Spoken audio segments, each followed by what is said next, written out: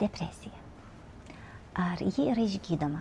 Manoma, kad depresija yra paveldima, kad tai gali būti cheminių elementų stoka, tokio kaip serotoninas, kad nėra vaistų nuo depresijos ir panašiai.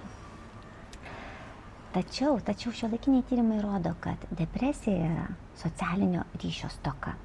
Tad pažvelkime į priežastis, kas trukdo eiti į socialinį ryšį ir kodėl mes turime depresiją. Pirma priežastis yra savikritika arba neigiamas dialogas su savimi. Aš esu negraži, aš neturiu gebėjimo reikšti save, bendrauti su kitais, esu neįdomi kitiems. Ir šios mintis kuria manyje emocijos eina į reakcijos į veiksmus, veiksmai į įvykius ir taip užsisuka mano gyvenimo scenarijus. Antra priežastis yra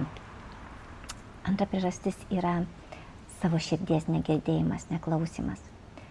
Man yra 50 metų, aš norėjau būti veterinarijos gydytoja, tačiau tapau mokytoja ir dabar suprantu, kad aš nieko nebegaliu pakeisti, o šunų vedžiojimas man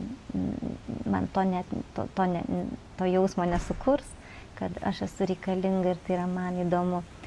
Tačiau visat galima ieškoti alternatyvų. Galbūt aš galiu įsidarbinti gyvūnų viešbutyje, o galbūt net jį sukurti. Galbūt aš galiu tapti gyvūnų elgesio trenerė ir panašiai. Jeigu nežinote, kas yra jūsų širdies troškimas, galima paieškoti ir hipnoterapija tai yra geras įrankis surasti tuos atsakymus. Trečia priežastis yra užsidarimas, kai tu visiškai nenori eiti į socialinį gyvenimą ir dalyvauti jame.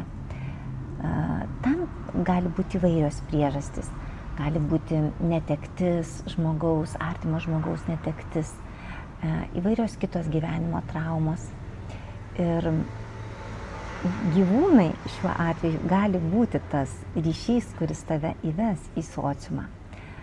Į jį reikia eiti žingsnelis po žingsnelio, surandant mažas bendruomenės, įsijungiant į jas ir ieškant ryšio, nes mūsų prigimtis yra būti bendruomenėse, būti reikalingu ir kurti juose ryšį.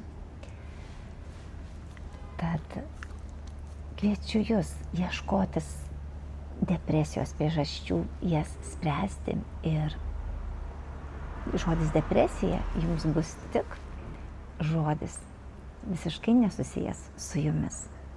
Aš Milda Račiūnaitė, hipnopraktikė, kviečiu tave užsiregistruoti nemokamai konsultacijai regresinėterapija.com.